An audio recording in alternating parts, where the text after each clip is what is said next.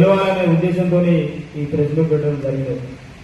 ఎందుకు ఈ press meet పెడతామంటే నియోజకవర్గం 7 మండలాల ముఖ్య కార్యకర్తల సమావేశం ఏర్పాటు చేసి మరి మీడియా ద్వారా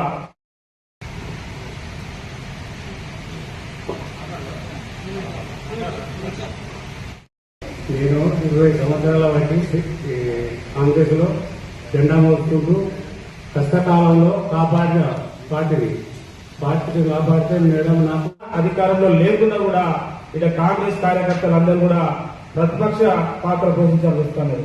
ఎందుకంటే గతంలో వైఎస్ రాజశేఖర రెడ్డి గారు ఉన్నప్పుడు కూడా మరి టీఆర్ఎస్ కాంగ్రెస్ పొత్తులో గెలిచిన విజయరామరావు గారు మరి ఇక్కడ ఉన్న కార్యకర్తలను పట్టించుకున్న రోజుల్లో ఆ తర్వాత మన తాటికొండ రాజయ్య గారిని కాంగ్రెస్ పార్టీ నుంచి ఎమ్మెల్యే గెలిపిస్తే వారు కూడా కొద్ది రోజుల్లోనే పోయి టీఆర్ఎస్ పార్టీలో చేరడం జరిగింది. అప్పుడు 10 ఏళ్ళ అధికారంలో ఉన్నా కూడా స్టేషన్ నియోజకవర్గం కార్యకర్తలందరూ కూడా ప్రతిపక్ష హోదాలో ఉండడం జరిగింది.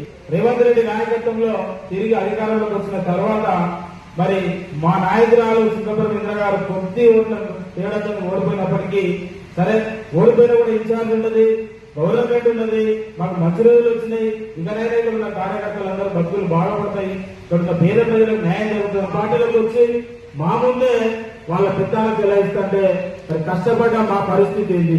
మరి మొన్నటికి మొన్న ఇక్కడ ముఖ్యమంత్రి గారి ప్రోగ్రాం జరిగితే మరి కనీసం ఇక్కడ ఏ మండల స్థాయి లీడర్లకు కానీ కష్టపడలకు కానీ ఒక్క స్టేజ్ పాస్ కూడా మాకు రాదు. కేవలం వాళ్ళతో పార్టీలో చేరైనా వాళ్ళకే స్టేజ్ పాసులు ఉంటాయి, వాళ్ళకే విఐపి పాసులు ఉంటాయి. మరి మేము జనాలను తరలించే వరకు మరి జెండాలు మూసే వరకు మీటింగ్ల వరకు మా పని అవుతారు. మరి మేము కష్టపడి పార్టీ కోసం సేవ చేస్తే కాంగ్రెస్ పార్టీ సిద్ధాంతాల కోసం కష్టపడి మేముంటే కాంగ్రెస్ పార్టీ లైట్ ఆడకుండా మేమున్నాం. మరి వివిధ పార్టీలలో పదవులు అనుభవించి డబ్బులు సంపాదించుకొని మళ్ళా మా పార్టీలోకి వచ్చి మా మీద పుట్టాన్ని చెల్లిస్తున్నారు.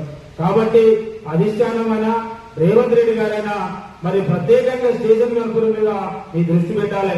ఇటు హనుమకొండ జిల్లా అధ్యక్షులు నాయన రాజేంద్ర రెడ్డి గారైనా, జనగాం జిల్లా మరి అధ్యక్షులు కొమ్మూరు ప్రతాప్ రెడ్డి గారైనా ఒక్కసారి మీరు ఆలోచన చేయాలి. ఇక్కడ 2 సార్లు ఎమ్మెల్యేగా పోటీ చేసిన సింగపురం ఇంద్ర గారు కోట్ల రూపాయలు ఖర్చు చేసుకుని చనిపోయిందనుకున్న కాంగ్రెస్ పార్టీకి జీవం పోసి మరి ఇలా పార్టీ ఇక్కడ బతుకున్నదంటే సింగపురం ఇంద్ర గారు వారి ద్వారా. ఇందిరా గారు లేకపోతే ఇక్కడ కాంగ్రెస్ పార్టీ లేదు.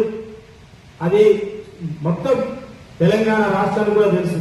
ఇదే సభలో మొన్న జరిగిన ముఖ్యమంత్రి గారు పెట్టిన మీటింగ్ లో మరి ఎమ్మెల్యే గారి ఎలక్షన్ల అప్పుడు అదే మీటింగ్ లో ముఖ్యమంత్రి గారు వచ్చి మరి అక్కడ చెప్పడం జరిగినది. మరి ఇందిరా గారిని గెలిపియాలి, మరి ఇక్కడ వీరిద్దరు కూడా ఇక్కడ అభివృద్ధి చేయలేదు, ఒకరి మీద ఒకరు చెప్పుకొని స్టేషన్ నంబర్ వెనకబడిపోయిందని చెప్పి వాళ్ళే చెప్పడం జరిగినది. మరి తెలిసినా కూడా వాళ్ళని పార్టీలో తీసుకున్నారు. సరే పార్టీ సిద్ధాంతాలకు కట్టుబడి ఉన్నాం కాబట్టి మా మేడం గారు కూడా మీకోసం కట్టుబడి ఉన్నది. మరి వాళ్లకు క్యాబినెట్ హోదా లేదు, నామినేట్ పోస్టు లేదు, కనీసం ముఖ్యమంత్రి గారి మీటింగ్ కూడా మేడం గారిని రానియలేదు. ఎందుకంటే ఇక్కడ కార్యకర్తలు అందరి కష్ట సుఖాలు మేడం గారికి తప్ప ఇంకెవరికి తెలియదు. ఎందుకంటే 10 సంవత్సరాలు ఇక్కడ కష్టపడేది కాబట్టి మేము చేసిన సేవలేంది, మా కష్టం ఏంది, పార్టీ కోసం మేము చేసిన పని ఏంటి మేడం గారు తెలుస్తుంది. కాబట్టి ఆ మేడమే రానప్పుడు మమ్మల్ని గుర్తించడం లేవు. మరి ఆ మేడం ఎందుకు రాణిస్తలేదు? మరి ఆ మేడం రానప్పుడు మా పరిస్థితి ఏంది? మరి ఇక్కడ ఉన్న కార్యకర్తలందరూ కూడా మేము ఏమైపోవాలి? మీరు కడియం గారు పార్టీలోకి వచ్చినప్పుడు ఒక మాట చెప్పిళ్ళు, మరి నాతో వచ్చిన వాళ్ళు అందరికీ పచ్చి పులుసు, కాంగ్రెస్ పార్టీని పట్టుకొని పనిచేసిన వాళ్ళందరూ కూడా మీ అందరికి బిర్యానీ ఉంటుందని చెప్పిండు. ఇలా బిర్యానీ కాదు, పచ్చి పులుసు కాదు, ఎల్లిపాయ కారం కూడా లేదు ఇలా కాంగ్రెస్ పార్టీని నమ్ముకున్న వాళ్ళం. మరి ఇట్లాంటి పరిస్థితులు ఇక్కడ కాంగ్రెస్ పార్టీ కోసం నమ్ముకొని మేము ఉంటే మాకు గుడ్డుసున్నా మిగిలింది. సరే మమ్మల్ని పదవులు అడుగుతలేము, మేము కాంట్రాక్టర్ అడుగుతలేము, పని చేసినందుకు మమ్మల్ని గుర్తించండి, మరి పార్టీ కోసం సేవ చేసామని చెప్పి మేము అడుగుతున్నాం. కార్యకర్తలు అందరూ కూడా గాంధీ భవన్ పోయి మరి కొత్తగా వచ్చిన ఇన్ఛార్జి మీనాక్షి నటరాజన్ దగ్గర మరి మా విన్నపాన్ని మరి తెలియజేయడం జరుగుతుంది. అదే విధంగా ఇక్కడే కాకుండా కూడా ఢిల్లీకి పోవడానికి కూడా మేము సిద్ధంగా ఉన్నాం.